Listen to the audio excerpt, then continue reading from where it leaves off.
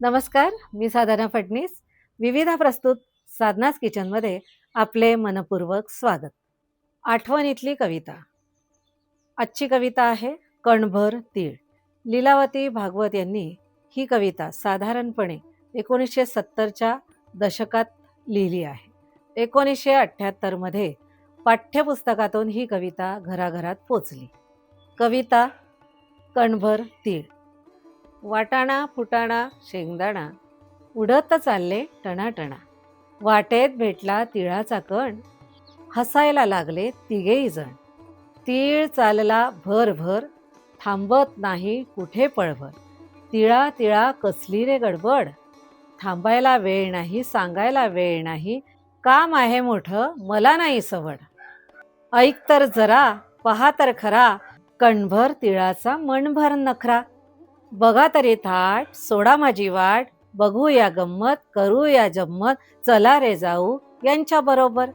उजाळा आठवणींना, सांगड जुन्या नव्याची, साध्या सोप्या घरगुती पदार्थांची.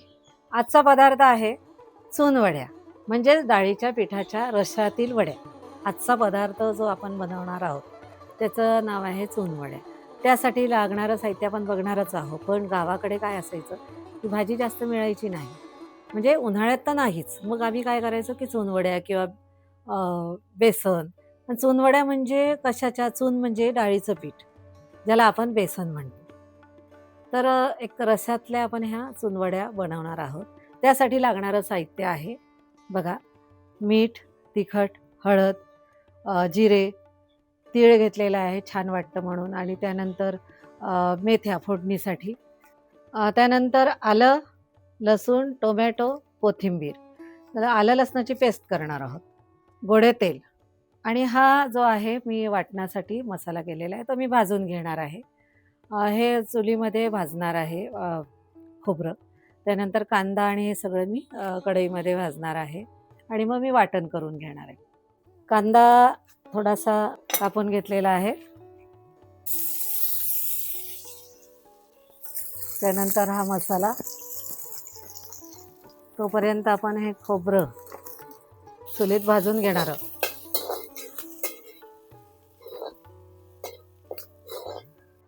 असं हे भाजून घेतलेलं आहे, आणि हे वाटणामध्ये आपण घालणार आहोत.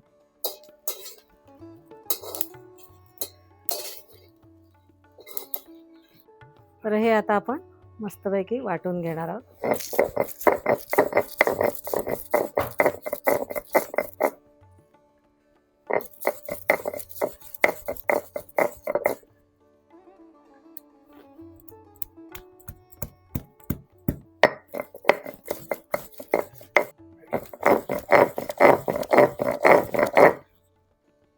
तर ही आपली मसाल्याची पेस्ट झालेली आहे.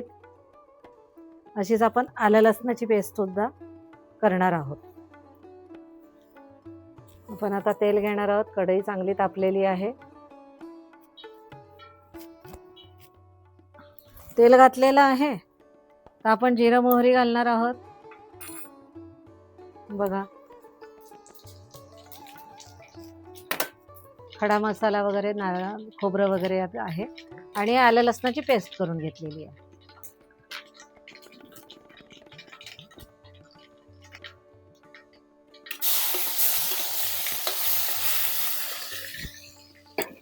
हा रस्सा करून घेतोय आपण.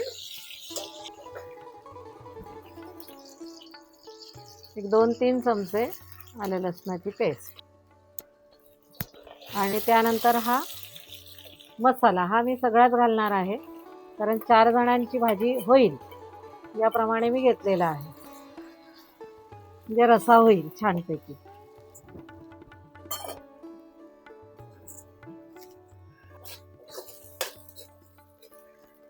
यामध्ये आपण आता तांबडं तिखट घालणार आहोत आपल्या चवीप्रमाणे. हळद,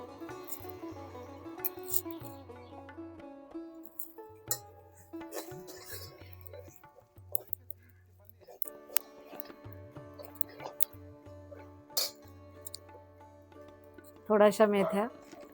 छानपैकी मसाला तयार झालेला आहे. आता यामध्ये आपण पाणी घालणार आहोत पाहिजे तेवढं, म्हणजे मसाल्याप्रमाणे जेवढं पाणी महत्त्वाचं आहे तेवढं घातलेलं आहे. चवीप्रमाणे मी आता मीठ घालणार आहे. वड्यांची म्हणजे चुनवड्यांची तयारी करणार आहे. मीठ आपल्या ह्याच्याप्रमाणे टाकावं, म्हणजे डाळीचं पीठ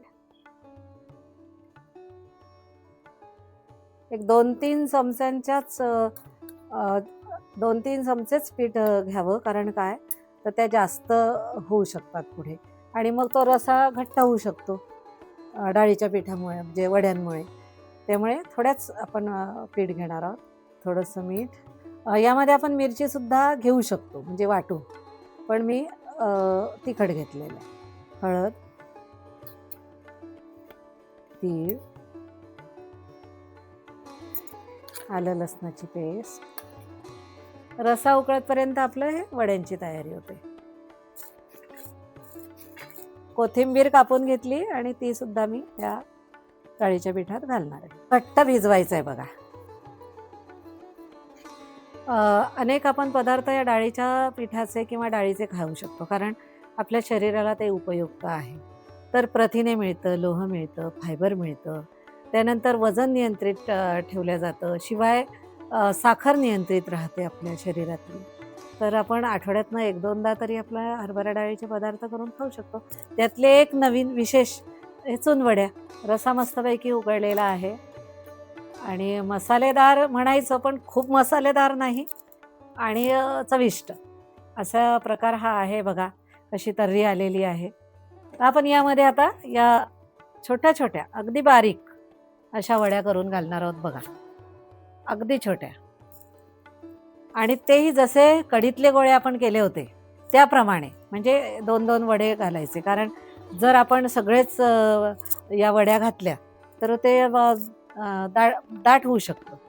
त्यामुळे पाणी उकळता उकळता एक 2-2, 4-4 वड्या अशा आपण यामध्ये घालणार आहोत बघा.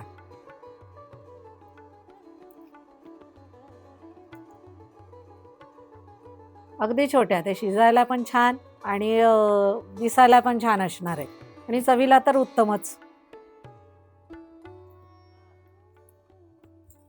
तुम्हाला सगळ्यांना हा शब्द चून म्हणजे नवीन असेल, पण आम्ही चूनच म्हणायचो आणि अजूनही म्हणतो. आता सुधारित म्हणजे डाळीचं पीठ किंवा बेसन. बघा आता कढीतले गोळे आपला जो एपिसोड होता तशाच टाईपचे ह्या आपल्या वड्या झालेल्या आहेत. फुटत नाही, फक्त काय करायचं असतं की त्या पद्धतीने आपल्याला त्या वड्या त्यामध्ये घालायच्या असतात. अगदी थोडंसं तेल घातलं होतं मी. आणि आपली टॅगलाईनच अशी आहे की साध्या सोप्या घरगुती पदार्थांची. त्यामुळे घरी काय वस्तू आहेत त्याच्यापासून आपण ही रेसिपी तयार करतो. थोडी कोथिंबीर. वड्या वर आलेल्या असल्यामुळे ते आता आपण शिजल्या असं समजायला हरकत नाही. बघा या अशा चुनवड्या.